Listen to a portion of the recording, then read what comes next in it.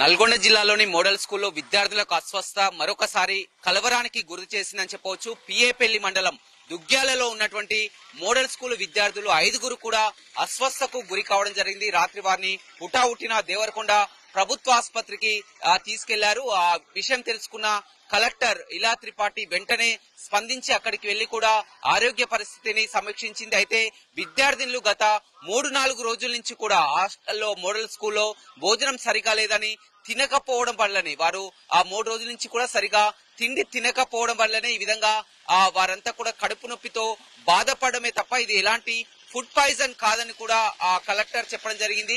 ఏదేమైనప్పటికీ కూడా ఇటీవల కాలంలో చూస్తున్నాం, తరచూ మోడల్ స్కూల్ హాస్టళ్లలో కూడా విద్యార్థులు అస్వస్థకు గురి కావడం. ఒక్కసారిగా ఇదే రీతిలో కూడా పిఏపల్లిలో ఉన్నటువంటి మోడల్ స్కూల్లో కూడా 5గురు విద్యార్థినులు ఒక్కసారిగా కడుపు నొప్పితో బాధపడుతూ ఆ ప్రభుత్వ ఆసుపత్రిలో చేయడం అనేది కలకలం సృష్టించిందని చెప్పవచ్చు. వైద్యులు ఇప్పుడు ప్రస్తుతం వారి పరీక్షిస్తున్నారు. ఎలాంటి ఫుడ్ పాయిజన్ కాలేదని చెప్తున్నారు.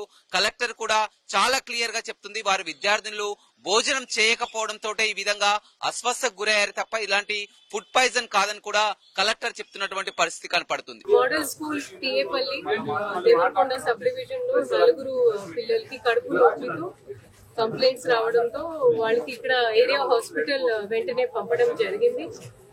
ఇది ఎట్లాంటి ఫుడ్ పాయిజనింగ్ కేసు లేనేలేదు. మేము డాక్టర్ గారు, డిఎస్పీ గారు, ఆర్డీఓ గారు మేమందరం ఇప్పుడు వాళ్ళని కన్సల్ట్ చేయడం, వాళ్ళని అబ్జర్వేషన్ లో పెట్టడం జరిగింది.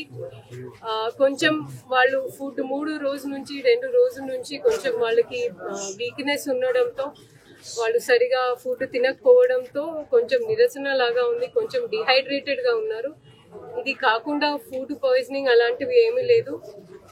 ఉన్నప్పటికీ కూడా మేము అన్ని ప్రికాషన్స్ ని పాటిస్తున్నాము. వాళ్ళని ఇంకా నెక్స్ట్ 20-24 గంట అబ్జర్వేషన్ లో పెడతాము. ఒక అమ్మాయికి కొంచెం అంతమందిని చూసి ఒకటేసారి కొంచెం ఆమె యాంగ్జైటీకి గురి అయి ఉంది, కొంచెం హెవీగా బ్రీదింగ్ అయితే జరుగుతూ ఉంది. సో మీ అందరితో కూడా నా రిక్వెస్ట్, దయచేసి అందరూ ఒకటేసారి వచ్చి మిమ్మల్ని చూసి వాళ్ళు కొంచెం కంగారు పడతా ఉన్నారు. బట్ ఆల్ అంటే 4-5 ఆల్ ఆర్ స్టేబుల్.